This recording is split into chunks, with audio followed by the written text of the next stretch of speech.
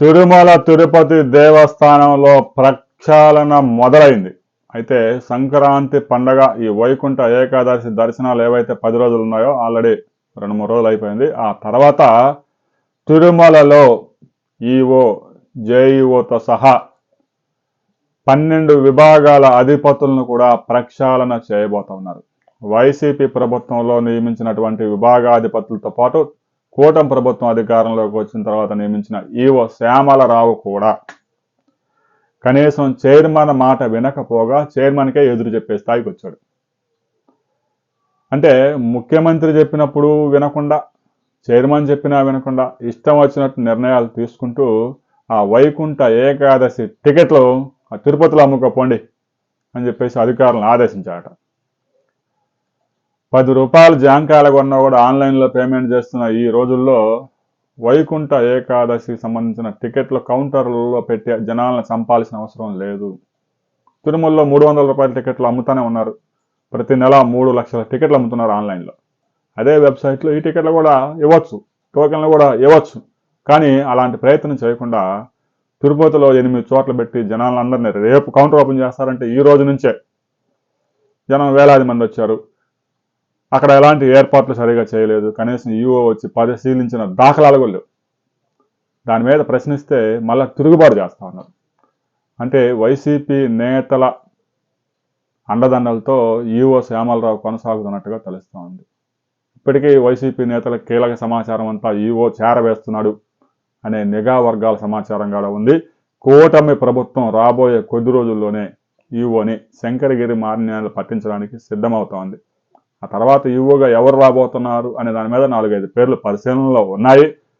ఇక జేఈఓ వెంకన్న సోదరి మెడ మీద కూడా కత్తి వేలాడుతూ ఉంది. కానీ ఆయన ఈఓ నిర్ణయాలను అమలు చేసేవాడే కానీ జేఈఓ మీద ప్రభుత్వం నిర్ణయం తీసుకుంటుందా లేదా అనే విషయం రాబోయే కొద్ది రోజుల్లో సంక్రాంతి పండగ తర్వాత ముఖ్యమంత్రి ఒక కీలక నిర్ణయం తీసుకుంటారు.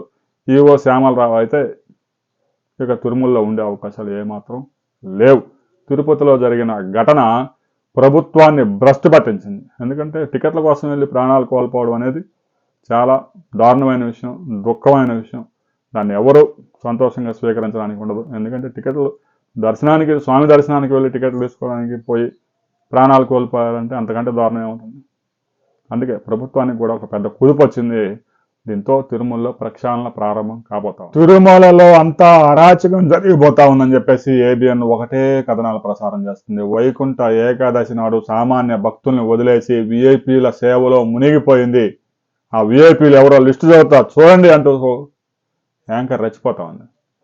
ఎప్పుడో 6 నెలల కిందట బుక్ చేసుకున్న వైకుంఠ విఐపి దర్శనం ఆ లిస్టు ఏబిఎన్ చేతికి ఎలా వచ్చింది?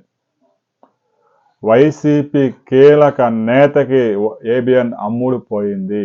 నెలకి 50 కోట్లు ఇవ్వడానికి వారు సిద్ధమయ్యారట. ఎందుకంటే మిగతా ఛానల్స్లో తెలుగుదేశం పార్టీ గురించి కానీ కూటమి ప్రభుత్వం గురించి కానీ వ్యతిరేకంగా వార్తలు వేసినా కూడా ఎవడో చూసే పరిస్థితి లేదు. ఆ సాక్షి ఛానల్ అయితే ఎక్కడ కేబుల్స్లో రావడం లేదు. ఆ మిగతా కొన్ని ఛానల్స్ కూడా రావడం లేదు. కాబట్టి ఇక ఏబిఎన్కి నెలకి 50 కోట్లు ఇచ్చి కూటమి నుంచి పవన్ కళ్యాణ్ని బయటికి తీసుకొచ్చే కార్యక్రమాన్ని ఏబిఎన్ రాధాకృష్ణకి అప్పగించారు. ఇక నెలకి 50 కోట్లు అంటే సంవత్సరానికి 600 కోట్లు వస్తాయి. ఇంకేం ఇబ్బంది లేదు. రాబోయే రోజుల్లో 2029 నాటికి పవన్ కళ్యాణ్ చంద్రబాబు నాయుడుతో కలిసి ఉండకపోవచ్చు అని ప్రారంభించారు.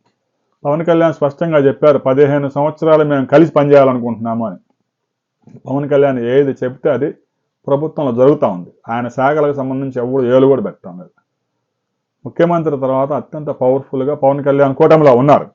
అయినా కూడా ముందు పవన్ కళ్యాణ్ని చంద్రబాబు నుంచి విడగొడితే తప్ప చంద్రబాబు నాయుడిని ఏమి చేయలేము అని వైసీపీ వాళ్ళు డిసైడ్ అయిపోయారు. దాంతో పవన్ కళ్యాణ్ని చంద్రబాబు నాయుడు నుంచి పీకే కార్యక్రమాన్ని ఏబిఎన్ రాధాకృష్ణ భుజాలు కట్టుకున్నాడు. ఇక తిరుమలలో అంతా అరాచకం జరిగిపోతా ఉందంట. తిరుమలలో అంతా అరాచకం ఇప్పుడు జరుగుతూ ఉందా, గత 5 సంవత్సరాల నుంచి జరుగుతూ ఉందా అనే విషయం మాత్రం చెప్పరు. విఐపీ దర్శనాలు ఎప్పుడో 6 నెలల క్రితం బుక్ చేసుకుంటే వీడికి లిస్ట్ ఇప్పుడు ఎలా వచ్చింది? ఆ లిస్ట్ మొత్తం చదవటం. విఐపీ దర్శనాలు ఎప్పుడూ ఉంటాయి, ఇప్పుడే కాదు ప్రతిసారి ఉంటాయి విఐపీ దర్శనాలు. పూర్తిగా విఐపీ దర్శనాలు రద్దు చేయడం సాధ్యం కాదు. విఐపీలు సాధారణ భక్తులతో కలిసి వెళ్ళి దర్శనం చేసుకోవడం అంత సులభమైన వ్యవహారం కాదు. దీని మీద చర్చలు జరిగిన తర్వాత కూడా విఐపీకి ప్రత్యేకంగా వారిని పంపించి వేస్తేనే సాధారణ భక్తులు ప్రశాంతంగా దర్శనం చేసుకోగలరు అని చెప్పి పండితులే సలహా ఇచ్చారు. దాని మేరకే ఏపీ దర్శనాలు వచ్చాయి. రాబోయే రోజుల్లో తిరుమలలో ఎలాంటి కార్యక్రమాలు జరగబోతా ఉన్నాయి, ఏబిఎన్ ఎలాంటి అరగచ్చాలు చేయబోతా ఉంది అనే దాని మీద మరో వీడియోలు తెలుసుకుందాం.